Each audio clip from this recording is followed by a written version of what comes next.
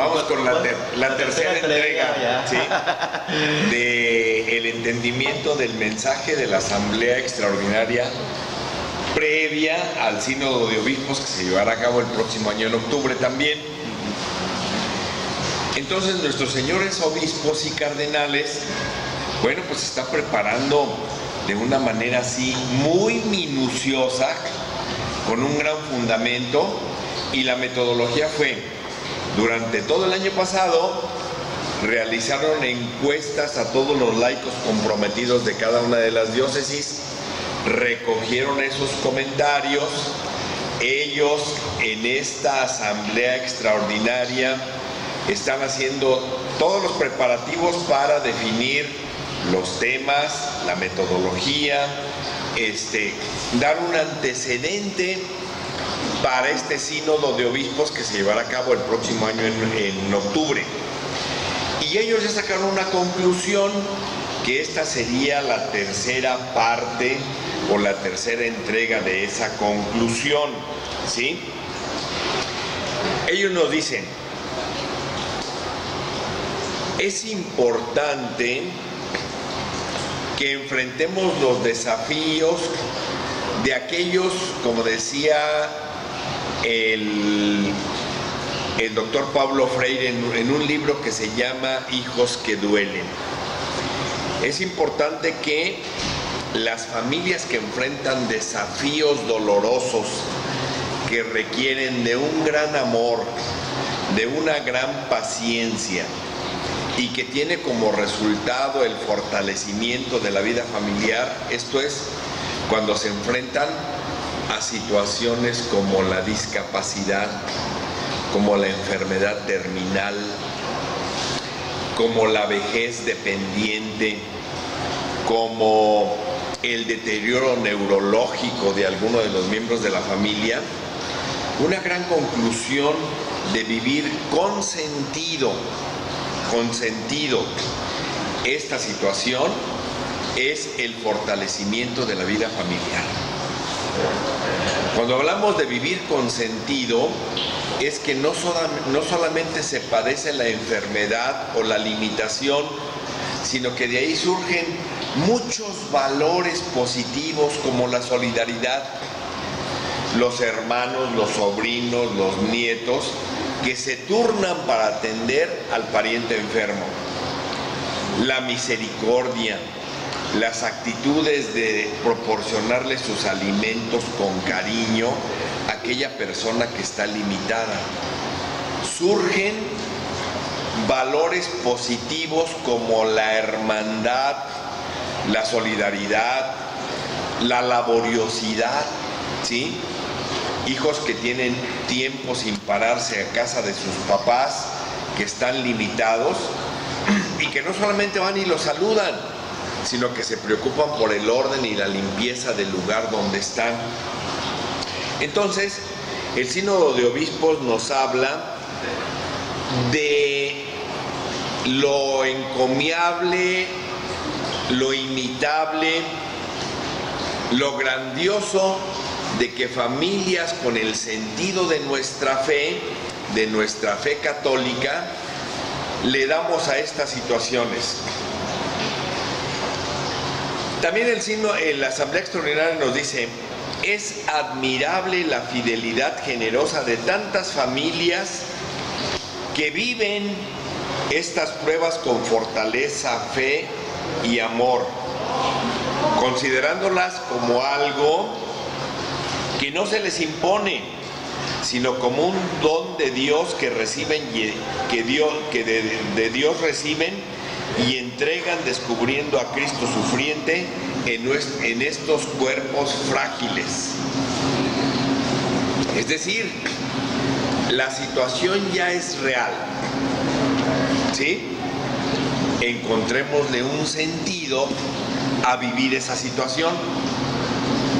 Hace rato que venía escuchando a los seminaristas, Aguas decía que a él le encanta viajar en autobús, en camión, porque ve los rostros, y me acordé de aquel libro de Víctor Frank, En busca de sentido, donde él decía que cuando todos los que estaban en el campo de concentración y les tocaba ir a los hornos crematorios a la muerte, él realizó el fundamento de su, digamos, disciplina psiquiátrica llamada logoterapia, que es encontrarle el sentido a todo lo que hacemos, observando aquellos rostros. Y entonces observaba que en la fila iban rostros de temor, iban rostros de desesperación, pero observaba también rostros apacibles, rostros incluso con alegría, sabiendo que todos iban a enfrentar a una situación que se llamaba muerte en los hornos crematorios. Y entonces él se preguntaba, ¿en qué está que cada uno de los que va tiene diferente sensación para ese encuentro? Bueno, pues en el sentido que le den al encuentro o en el sentido que le den a las vivencias de la vida cotidiana. Y entonces cuando nosotros nos enfrentamos a estas crisis y a estas dificultades, pues démosle un sentido, ¿sí? Por ejemplo, la falta de trabajo. La preocupación real es tener un trabajo para traer el sustento a la familia. Pero de ahí pueden surgir situaciones positivas.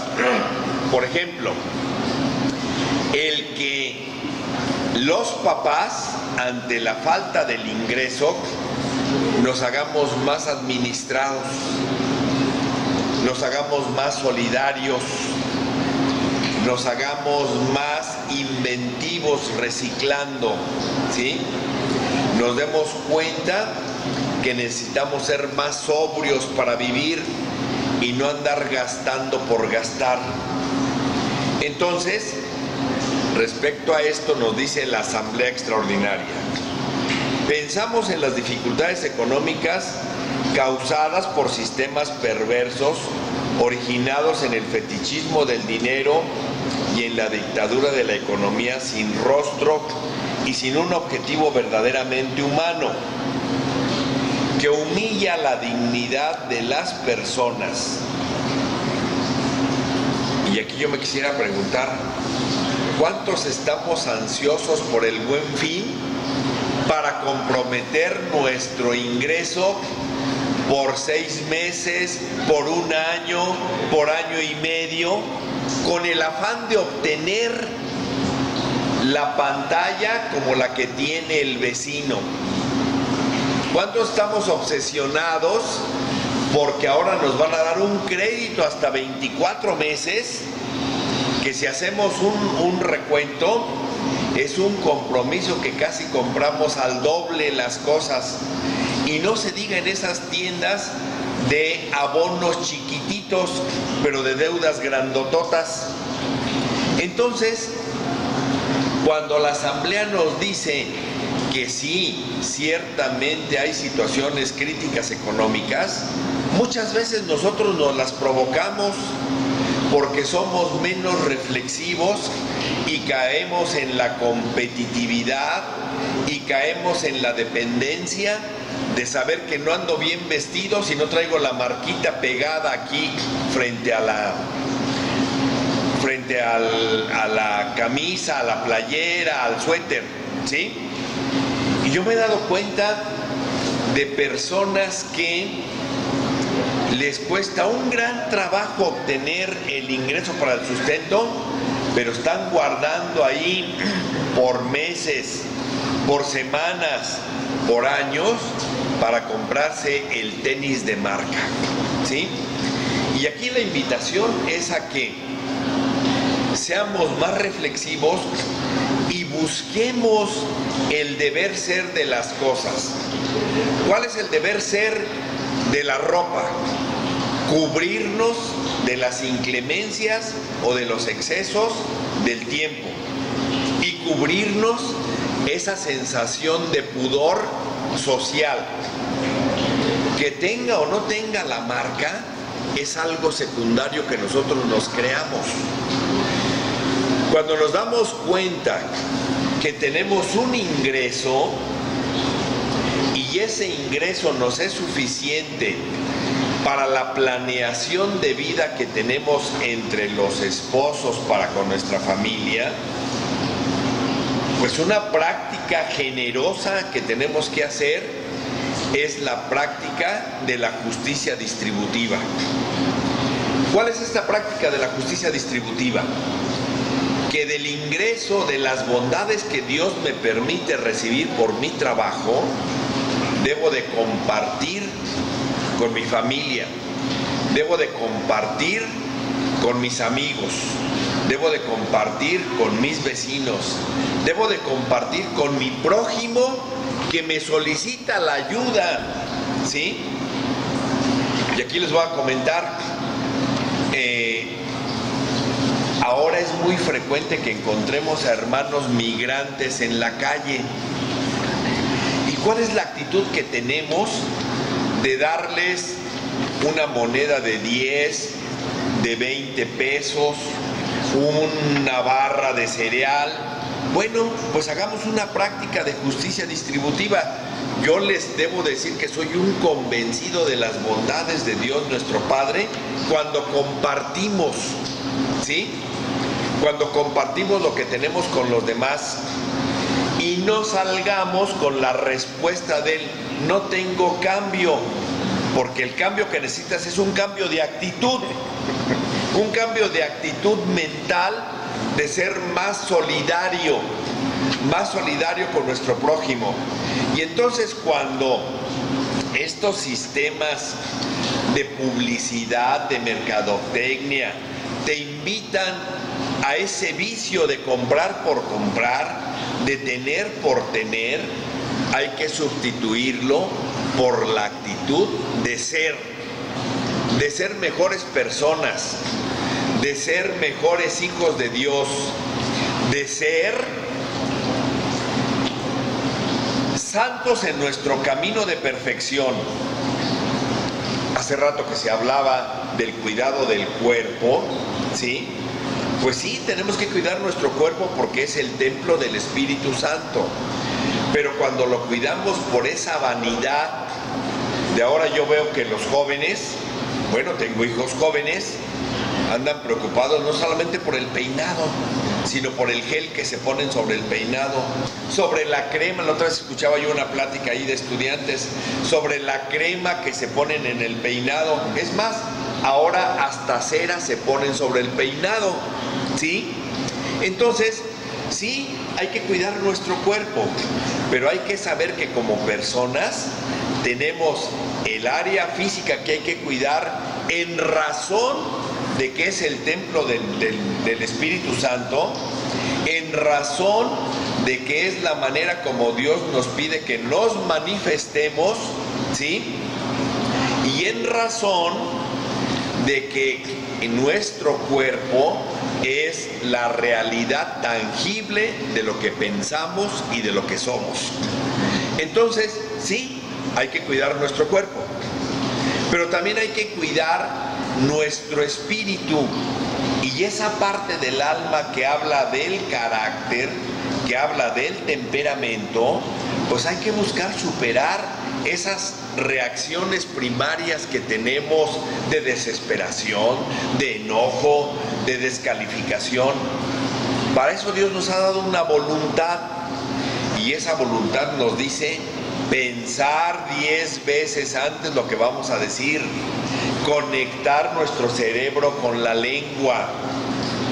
Pero todavía más aún, Dios nuestro Padre nos da un área humana de las actitudes, donde agregamos, hablábamos en programas pasados, agregamos virtudes y valores que nos hacen crecer como personas. Y todavía más, nos da ese gran valor, ese gran tesoro de nuestra fe. Entonces, cuando nosotros buscamos crecer íntegramente, cuidamos de nuestro cuerpo, mejoramos nuestro temperamento y nuestro carácter, agregamos valores y virtudes a nuestra persona con una gran fe, porque sabemos que Dios nuestro Padre, la Santísima Trinidad, siempre nos tiende la mano. Pidamos la acción del Espíritu Santo para que nos ayude a pensar mejor, a ser mejores personas, y no perdamos de vista la gran misión evangelizadora que tenemos, porque todo lo que nosotros hagamos no debe de quedar en el ámbito de la satisfacción personal, debe de quedar en el ámbito del amor al prójimo, ¿sí? Para una mayor gloria de Dios nuestro Padre.